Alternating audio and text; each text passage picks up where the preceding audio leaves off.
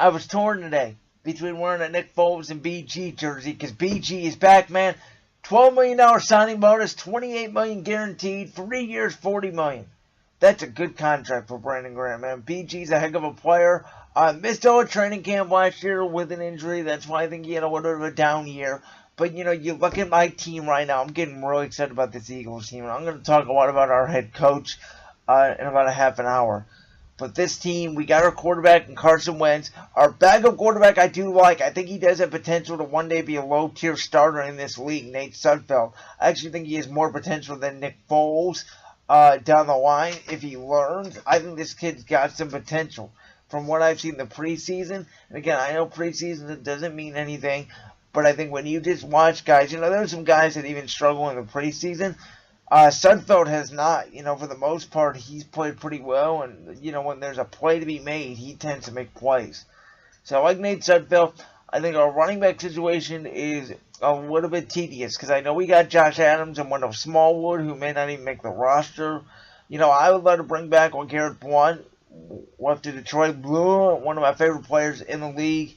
There's no doubt that's how I always say his name, LeGarrette Blount. I just love Blount. I mean, he runs people over. He's just a beast. I'd love to bring back J.H.I. on a one-year deal. Howie Roseman doesn't invest in running backs, nor should he. I think receiver-wise, we got Jeffrey. If we can get another receiver that starts the field, we do got Aguilar. Maybe we draft the Hollywood Brown out of Oklahoma. We got our two tight ends in Ertz and Goddard. I think our offensive line is great. With JP coming back, that'll significantly, handle the offensive line. One weak spot is left guard, and I'm worried about Sayamao. I think he needs to be replaced, but I don't think he's going to. We spent a 4th-round draft pick on him, and the Eagles like him. So, we'll see how he develops. I think the strength of our team is defensive line. And, and I think our corners, we got Maddox, LeBlanc, Jalen Mills coming back, Sidney Jones. I think that's 4 good corners right there, along with Douglas, so that makes 5. Don't see how Ronald Darby comes back, but I like the youth of this team. We got a good mix of youth and veterans, and I can't wait to see what this team does in 2019. I'm going to review a book that I just finished reading a couple weeks ago. And it is a book that is near and dear to my heart at this point. It's a book that the head coach of the Philadelphia Eagles, Doug Pederson, wrote. And let me tell you guys, man, Douglas Irving Pederson, born 131, 1968, one of the greatest men to have ever been born on this earth. I learned so much in this book. And I'm not going to review it like this is a book of 5 stars and this is what's good, what's bad. No, I'm just going to tell you. I learned so much from this book. I learned how to build a team. I learned what goes on behind the scenes. I learned about Doug and his family and just what he believes in. He always says faith, family, then football, and, just the grind and his mindset. He told a story about how during the AFC Championship game, remember the year we went to the Super Bowl, the NFC Championship game was the 6:30 game. So you got a chance to watch the AFC Championship game. If you guys remember when Jacksonville took a knee when they were up, 20-10 at halftime against New England? Well, Doug Pederson said he watched that game and said to himself, they're going to lose because they weren't aggressive. Well, he was right. Doug Pederson always preaches that aggressive style, and I'm just so proud that he's our coach. We talked about in 2016 all the doubters, and he even doubted himself. He wasn't sure he was right for the job. His motto in 2016 for the team was chop wood. We're going to build the building blocks this year, and he learned from that first year. And as he said, there was a lot of stuff he did wrong. There was a lot of bad play calls he made. But he learned, and he adapted, and he knew what he needed to do in 2017 to fix it. Long and behold, the Eagles were 13-3 and ended up winning Super Bowl 52, one of the best nights of my life. He also admitted that he wasn't sure that Nick Foles was going to lead the team to the Super Bowl when Carson Wentz went down, but he told a great story about how he was the only one that interviewed Nick Foles during the 2012 NFL Draft Combine, and they got along really well. Andy Reid sent him out to look at Nick Foles. He was the only coach there. Watched Nick Foles work out, and they talked for hours. Not just one, multiple hours. about faith, family, and football. And they had a really good connection. And, they rebonded that connection when Nick Foles came to Philadelphia, because Nick Foles almost retired. Andy Reid brought him back. And then when Kansas City was going to draft Patrick Mahomes, Nick Foles was out of work. We needed a backup quarterback for Carson Wentz, and it was a perfect fit. Talked about it. Nick Foles told him he always wanted to return to Philly because he always felt like there was unfinished business. And, when he got a chance to watch that 2013 tape with Chip Kelly, he saw that Nick Foles liked a lot of the RPOs, and that's what they went to, and they just formed this bond, and everything worked.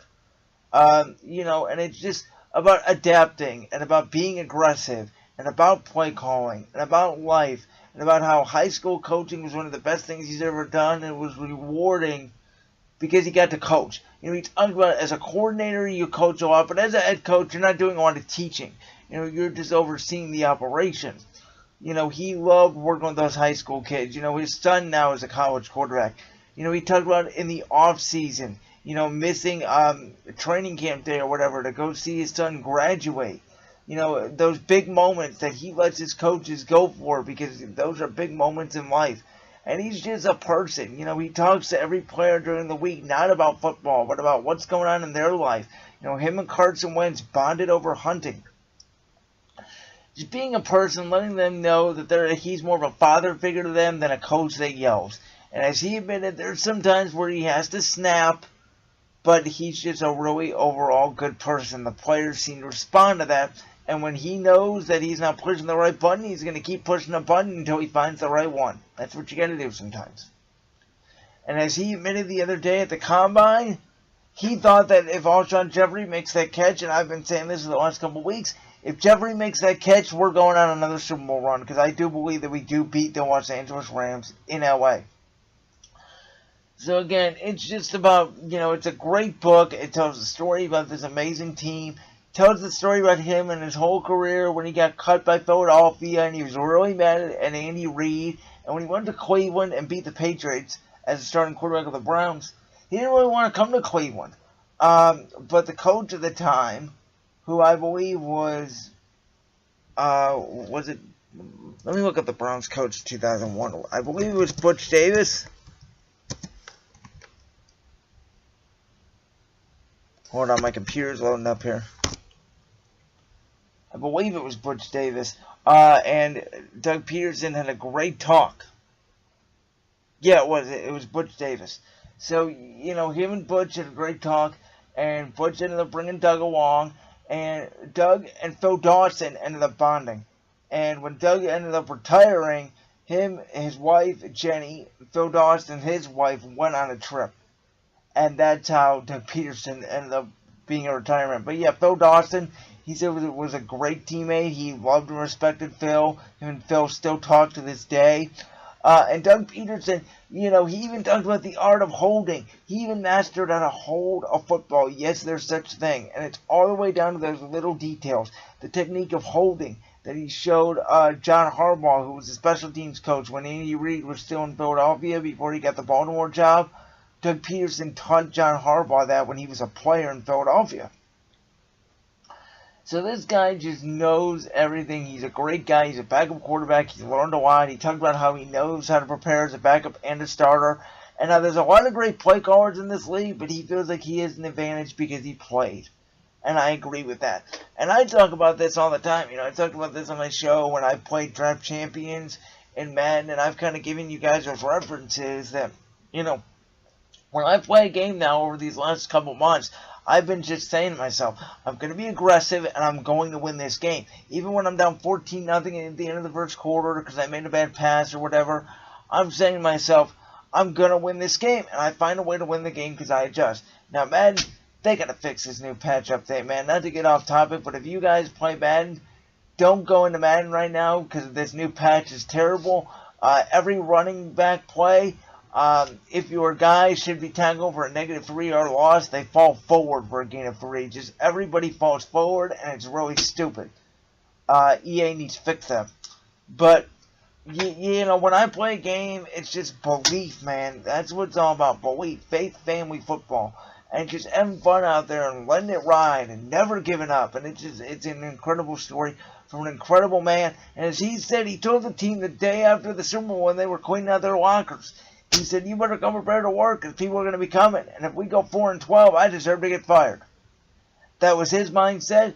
And, I thought he did a great coaching job at the end of the year. And like I said, I like this roster. I like this team.